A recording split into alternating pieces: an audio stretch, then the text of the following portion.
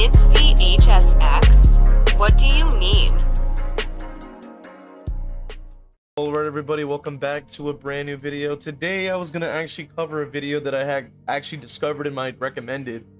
But then I checked Discord and a few of you guys in the Discord community actually recommended the same video I found. So shout out to Mr. Shada X713 and also Unworldly Lime 47 for suggesting this video from Nana's Tomb. I hope that's how you pronounce it. Titled "Getting the Killer Experience as a Survivor Main. Send Help." So I wanted to give my thoughts because, as you guys know, I've main killer for quite some time. I've already dedicated 400 hours into Survivor and kind of decided that I didn't really find it fun anymore, and I stopped playing it because it did get pretty stale, just kind of filling bars all day. So I wanted to give my thoughts on this, and the original video is going to be linked in the description. We're just going to be talking about just certain talking points. We're not covering the full video. This is not to replace the creator's video by any means. It's just to specifically talk about talking points and other things like that. So let's go ahead and jump in. So let's go ahead and listen to the first section here briefly. I mean, truthfully, I knew that already, but shit, I got more perspective than I needed to after playing Killer. I've talked my shit about Killer mains, so it's Survivor mains' turn now. Toxicity in this game is a given, and I'm never really shocked whenever I see it because I know it's bound to appear eventually. It's really only a matter of time, but I gotta say, I thought it was an exaggeration that survivors were legit getting mad that killers were actually trying to win, until I started playing Killer. Thought that shit was uncommon. It's not. Yeah, that's the common misconception that a lot of Survivor players have, that they genuinely believe that their side is full of just these wonderful people that clearly don't care about their enjoyment. It's the killers. They're always so sweaty and oh my god, they're so mean. Oh my goodness, they don't want to have fun. And it's like, no, it's actually a lot more common for a killer to just be a casual player for more often than not. And more often than not, you're going to find like the sweatiest Survivor players as well. You know what I mean? It's like a common misconception on both sides of the spectrum that the other side is a villain in that sense. When there's people with different viewpoints and different strokes for different folks type beat. You know what I'm saying? A lot of different kinds of people that play either side, right? Now, unfortunately, there is just more people on Survivor on average. So you're just going to get even more opportunities to hear complaining and bitching and harassment from Survivor players than you are going to get from a killer player. And I think it's because killer players, at least from my experience speaking to a bunch of killer players in the past, that they tend to have more self-awareness as to how the game is functioning, self-awareness as to their own skill level, or whether it be even the skill level of the Survivor players that they're facing. It just seems as if they just have more awareness and understanding of the game than the average Survivor player. And I've just kind of noticed that over my time playing this game. It always seems that way, that they really just have no idea as to what the hell they're talking about, and they usually have no idea as to what the hell is going on in the actual match. And I do even remember there was at one point I had seen on a stream where there was a Survivor player that was like streaming.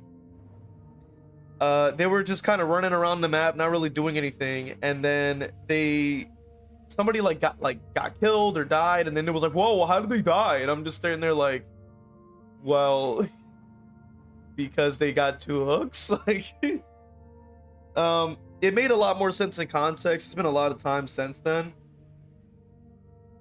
but I was like, my thought process was, if one individual is just kind of doing that, I can't imagine like the average Survivor player off of a stream or something like that looking at the game. Like, what are they paying attention to all day? Like, that isn't the HUD. Like, how do you not know who's being chased and what's happening? Like, it just doesn't make any sense. So that's just where I'm coming from with that. So we'll give more of a little bit of I guess because I'm not a crybaby bitch, I expect the other players to be the same way. My mistake. There are so many different unwritten rules that is very based and very true that killers are expected to follow to make the game more enjoyable for survivors, which isn't the point of the game. Talking about boring and that right there is another very, very valid point. Killer players are supposed to bend over backwards to try to give the Survivor players the best possible experience, but it's never reciprocated. It's not something that you see any Survivor players do, and even if they do, it's extremely rare for a Survivor player to even care about the killer's experience in the first place. And I mean, it's very evident from the endgame chat. It's very evident from DBD Twitter, Reddit, you know, YouTube comment section, Instagram, whatever platform. It's always going to be bitching and bitching and bitching from the Survivor side, and there's never any understanding or any sympathy. We've even covered previous videos, even recently, covering, like, you know, the killer experience, covering why this, in that one example in that video with the clown player, why he just kind of lost the game from the very start. And instead of understanding, like, damn, like, bro kind of messed up there, he wasn't really that good, and damn, like, taking into account the mere fact that killer must be difficult. If you lose one single chase at the start of the game's already over. That's insanity. And somehow that means that the side is easy and it's killer sided.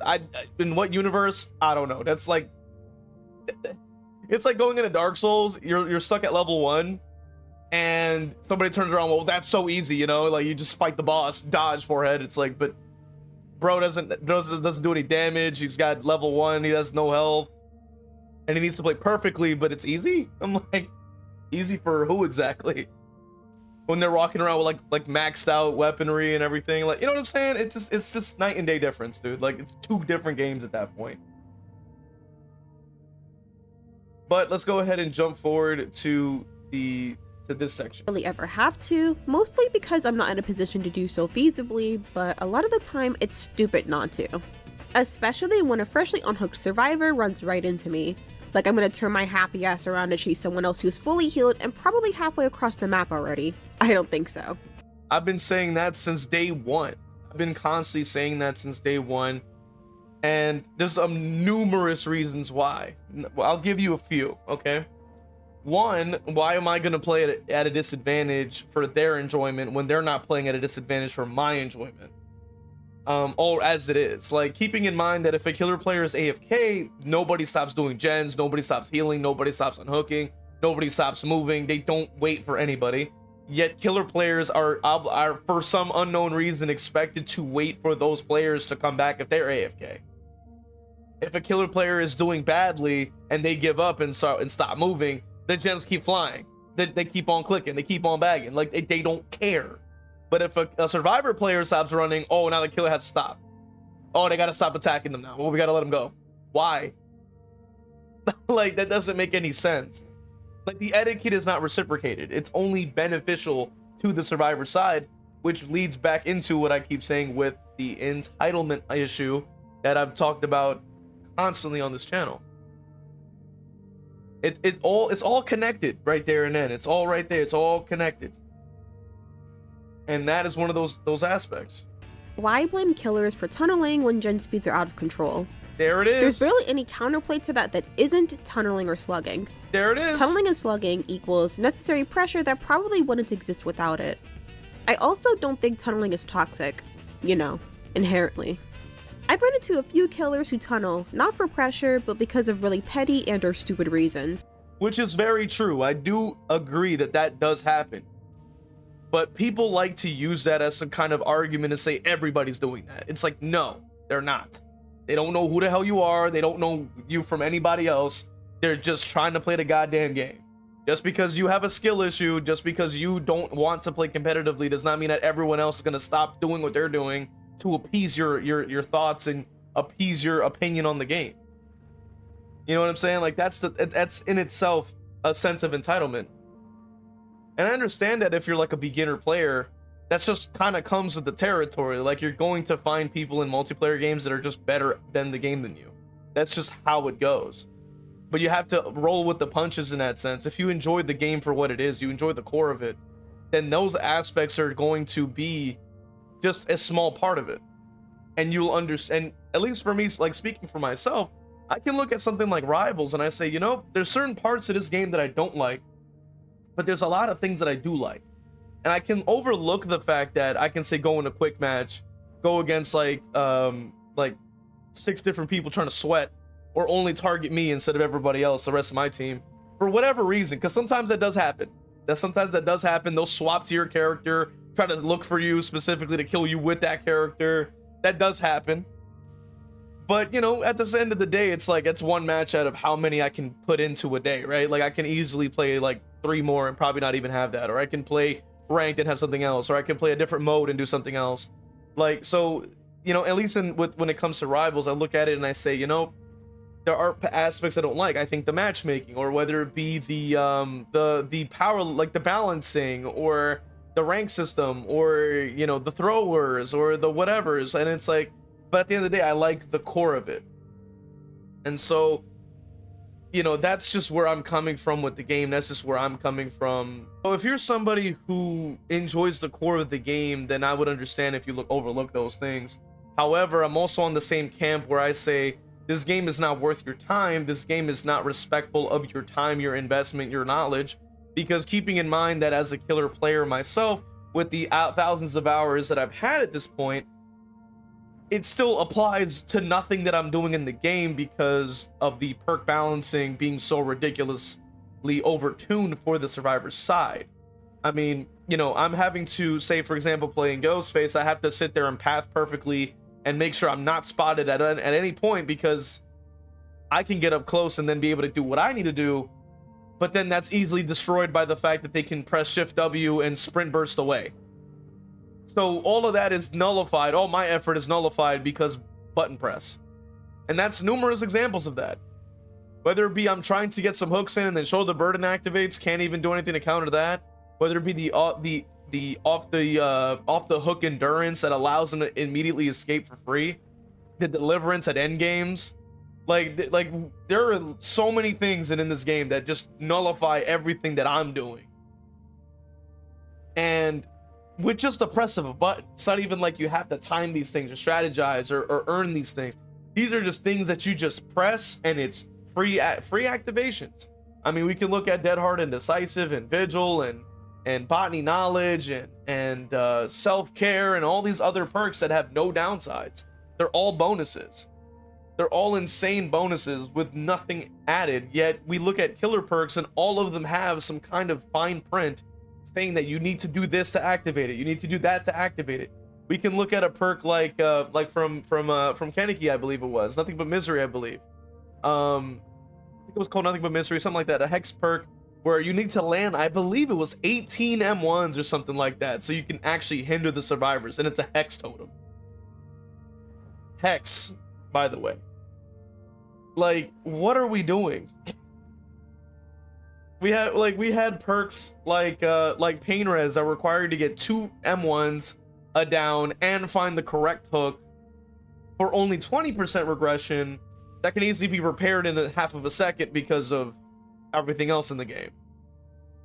Yet we're giving flat bonuses to healing speed with no timers, no anything, with Botany, with Self-Care, with this, with Empathic Connection, with Resurgence, with this, and it's like the perks are just night and day differences. Like, they're not even remotely the same thing. None of these perks have the same level of effort required to gain the same amount of value from it. It's just not the same. Now, are there perks that are passives on both sides? Of course. But the thing is that when you look at a killer passive versus a survivor passive, the killer passive either is very short, or very specific with how it's used, or you have the healing speed, which increases the gen speed by proxy without any downside.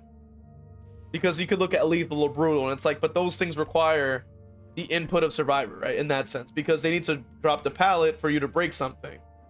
Unless you consider a wall, but breaking a wall a little faster is not going to change the name of the game. Or for example, with lethal, sure, it's active at the start of the game, but it's active for maybe 9 seconds at the beginning, and it's never active again. Yet healing speed is consistent forever throughout the match. So it's like, it's just ridiculous. It's exhausting. Again, this is something I already knew, or thought I knew, because experiencing it firsthand is some of the most humbling shit imaginable. There it is. There's never a dull moment when you're playing killer, and when there is, it's absolutely dreadful. The implications of not being in chase and not being able to find survivors is terrible. Silence is terrible. this right here is something that I really like. It really held up a mirror, I guess, to that idea, because I remember on stream at one point, a streamer friend of mine showed up to the stream. I was playing Sadako, and I was joking around about the situation that they were in when they were streaming. They were playing Perk Sadako, and then they were given like they were being told KYS for just playing Perk Sadako and for quote unquote tunneling, right? Which, if you guys already are familiar with that, I've covered that on the channel. But regardless,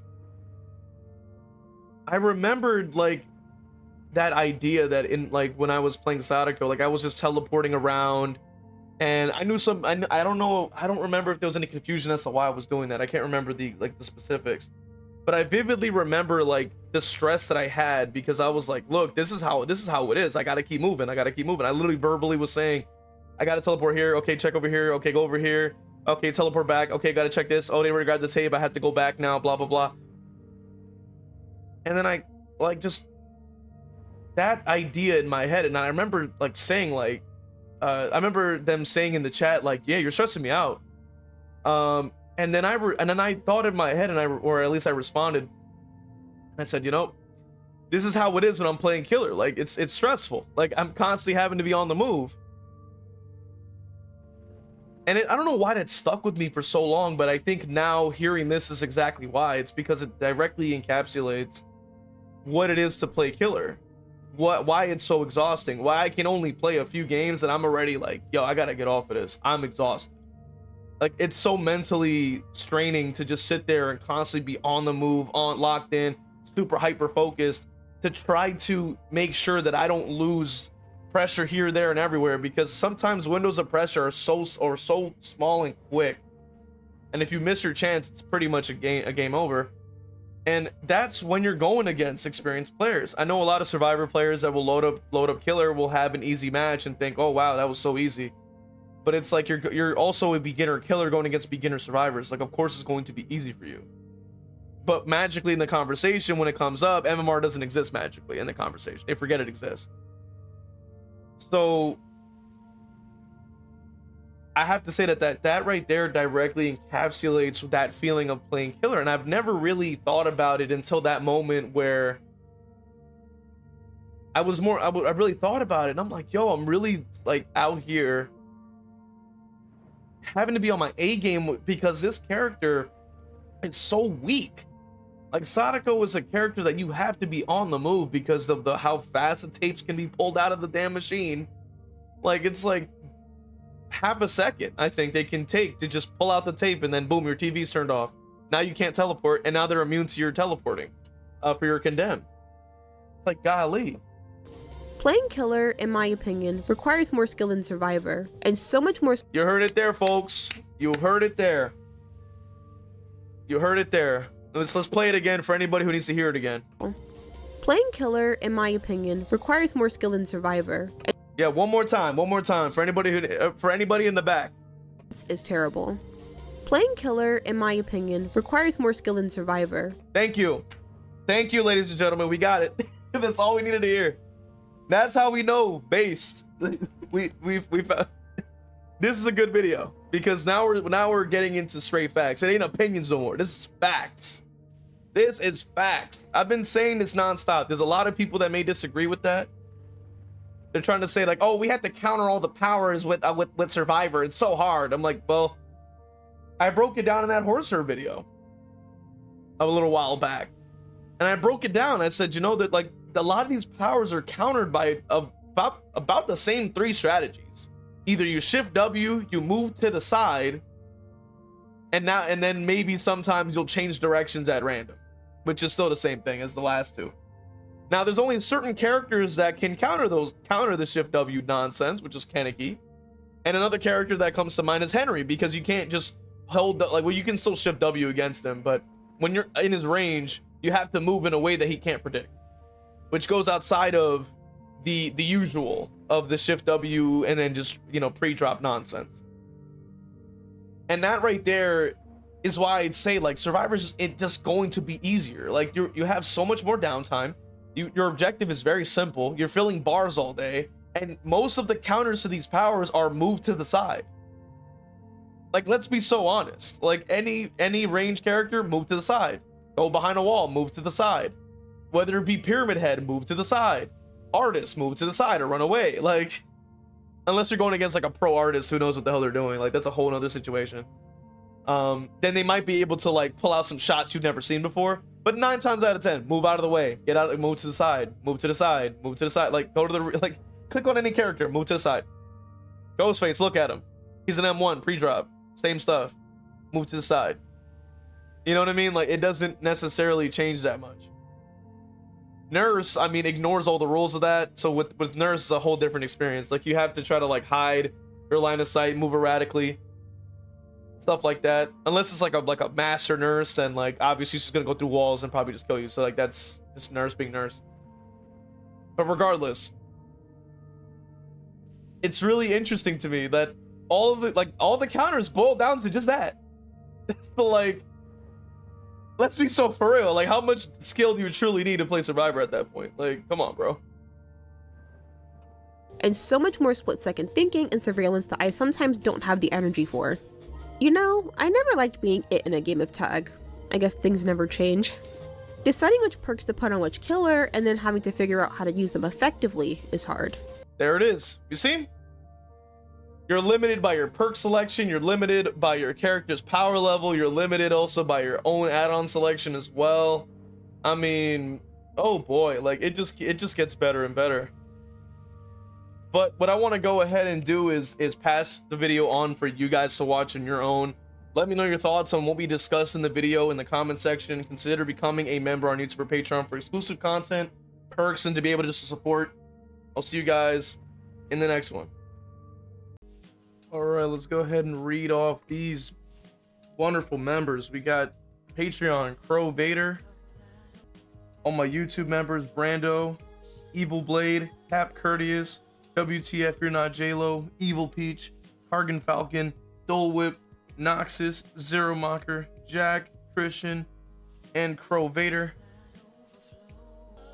Really appreciate you guys supporting, man. And if you also subbed on Twitch, just know that you got love coming your way too. Appreciate you guys, man.